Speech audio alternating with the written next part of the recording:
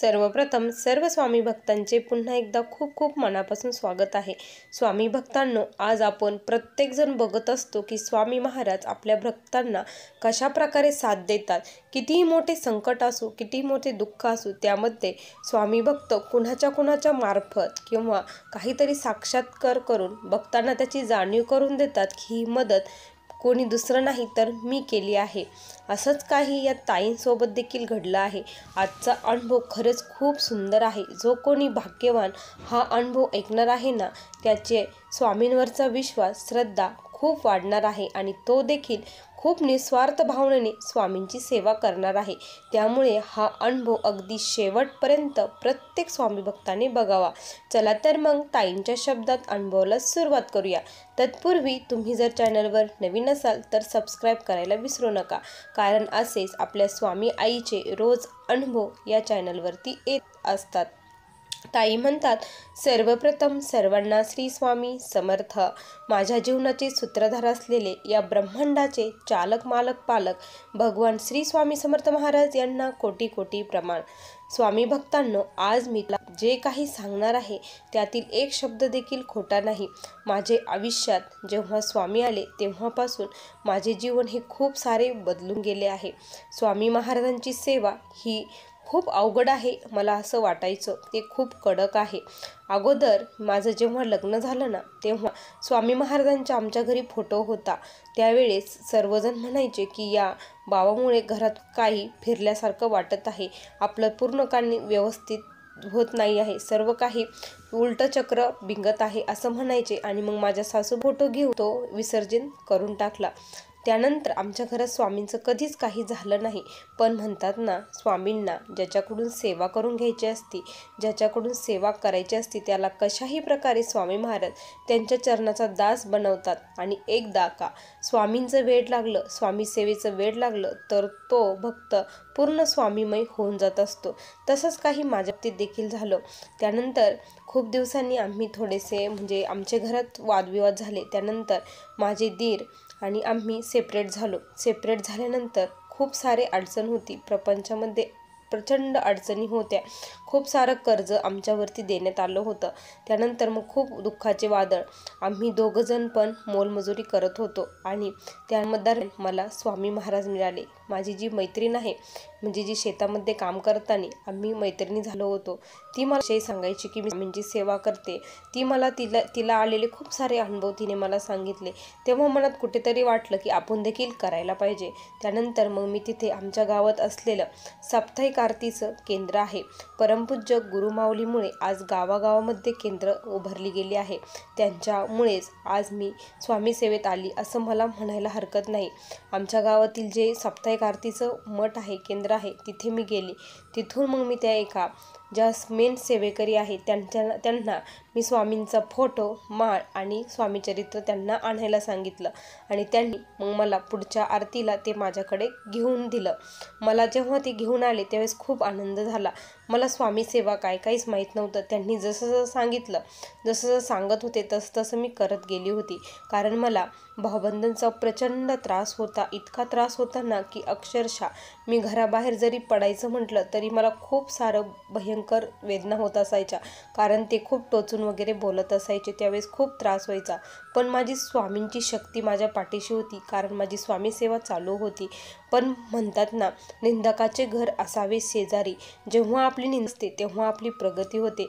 त्यांच्याकडे लक्ष न देणं हे खूप गरजेचं असतं, असंच स्वामी मला सांगत होते। कारण स्वामी सेवा करून मला त्याच्या सामोरं जाण्याची शक्ती मिळत होती। त्यामुळे छोटे मोठे अनुभव त्यावेळेस मला खूप सारे स्वामींनी दिले। त्यामुळे स्वामींवरचा विश्वास, श्रद्धाभाव हा खूप वाढत गेला।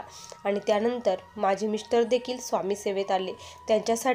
त्यांनी सेवेत येण्यासाठी मी 11 गुरुवारचं व्रत केलं होतं। प्रत्येक गुरुवारी स्वामींनी काही ना काही चमत्कार, साक्षात्कार मला दाखवून दिले आणि मिस्टरांचा देखील स्वामींवरचा विश्वास वाढला। कारण या 11 गुरुवारच्या दरम्यानमध्ये माझ्या मिस्टरांचे स्वामींनी जवळपास 3 ते 4 वेळेस प्राण वाचवले होते। त्यावेळेस मिस्टर स्वतःहून म्हटले की आज मी जिवंत आहे ते फक्त तुझ्या स्वामींमुळे आहे। कारण माझे मिस्टर एकदा लाईटला चिटकले होते, त्यानंतर एकदा त्यांचा कुट्टी मशीनमध्ये हात गेला, त्यानंतर एकदा अक्षरशः साप त्यांना चावणार होता, तेवढ्यात त्यांचा पाय मागे गेला. हे सर्व काही फक्त स्वामी कृपेनेच शक्य झालं होतं. स्वामींनी त्यांनी वाचवलं. म्हणजे ही स्वामींचीच लीला होती की त्यांना सेवेमध्ये घ्यायचं. त्यांना सेवेत आणण्यासाठी मला खूप त्रास झाला. मी त्यांना शिवलीलामृतचं पारायण करत होती. 11 वाद्य वाचायची. त्यानंतर शिवमहिम म्हणून शिवरुद्रावरती अभिषेक करून मी त्यांना रोज तीर्थ देत होती. त्यामुळे त्यांच्यामध्ये प्रचंड सारा बदल झाला आणि ते देखील स्वामी सेवेमध्ये आले. आता आम्ही घरातील सर्वजण हे स्वामीमय झालो आहे. आमचं घर पूर्ण स्वामीमय झालं आहे. आणि खरंच स्वामी भक्तांनो, स्वामींवरती विश्वास ठेवून सेवा करत राहिलं ना तर काहीच होत नाही.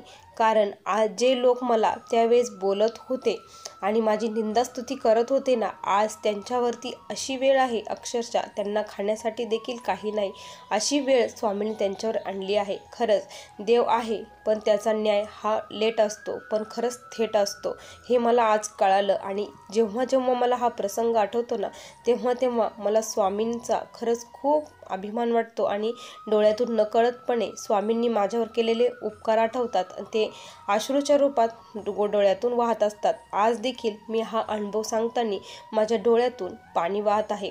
स्वामी भक्तांनो, खरंच अंतःकरणापासून मनापासून स्वामींना जर हाक मारली ना, स्वामी माऊली ही उभीच राहत असते.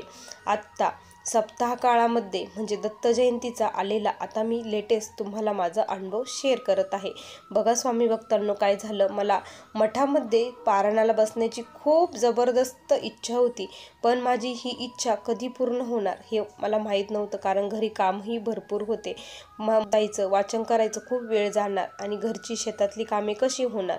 त्यामुळे मिस्टर म्हटले की मठामध्ये अजिबात बसू नको, तुला बसायचं तर तू घरी बस. माझी इतकी इच्छा होती मठात बसायची, पण ती काही पूर्ण झाली नाही. मी म्हटलं चला ठीक आहे, घरी तर घरी तरी होतंय ना, तरी ठीक आहे. महाराजांची जशी इच्छा तसे, महाराजांच्या इच्छात इच्छा मिळून आपण राहायचं, महाराजांना भूषणाव होऊन असंच वागायचं, असं मी ठरवलं. आणि त्यानंतर मग मी गुरुचरित्र पारायणाला सुरुवात केली. माझं 7 दिवसाचं पारायण होतं.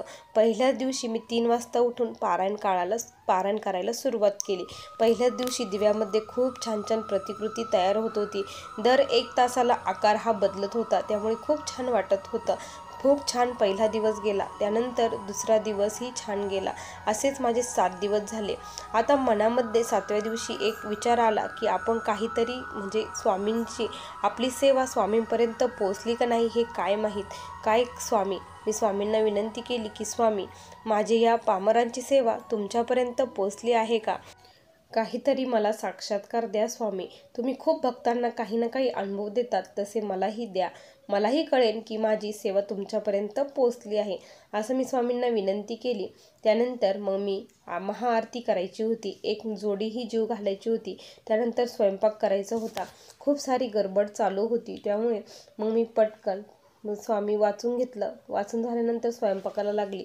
त्यानंतर स्वयंपाक करता करता श्री स्वामी समर्थ या मंत्राचा जप माझा चालूच होता. पूर्ण स्वयंपाक होईपर्यंत जप चालूच होता. आणि स्वामी भक्तांनो, काय झालं ना की माझा पूर्ण स्वयंपाक झाला आणि मी पोळ्या करत होती.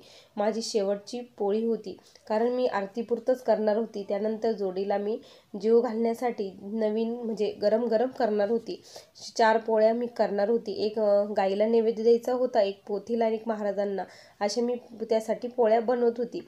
आणि शेवटची जेव्हा मी पोळी बनवायला लागले ना, त्यावेळेस अक्षरशः माझ्या पोळीवरती प्रत्यक्षात स्वामी महाराज उमटले. स्वामी महाराज तिथे दिसू लागले. माझ्या अंगावरती थरथरून शहारा आला. हे काय घडत आहे? सर्वांना दाखवलं. घरातील सर्वजण ही थक्क झाले की बघ ना, किती हुबेहूब स्वामींची प्रतिकृती पोळीवरती उमटली आहे. स्वामी साक्षात आले आहे. त्यावेळेस कोटी कोटी प्रणाम केला आणि खरंच स्वामींची लीला आगत आहे असं कळालं.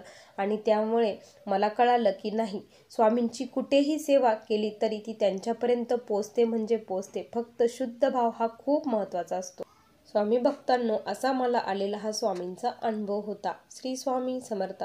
बघा स्वामी भक्तांनो, किती सुंदर अनुभव होता. तुम्हाला या ताईंचा अनुभव कसा वाटला नक्की कमेंट करून सांगा. आणि पुन्हा भेटूया अशा सुंदर स्वामींच्या अनुभवासोबत. तोपर्यंत सर्वांना श्री स्वामी समर्थ. जय जय स्वामी समर्थ. श्री गुरुदेव दत्त.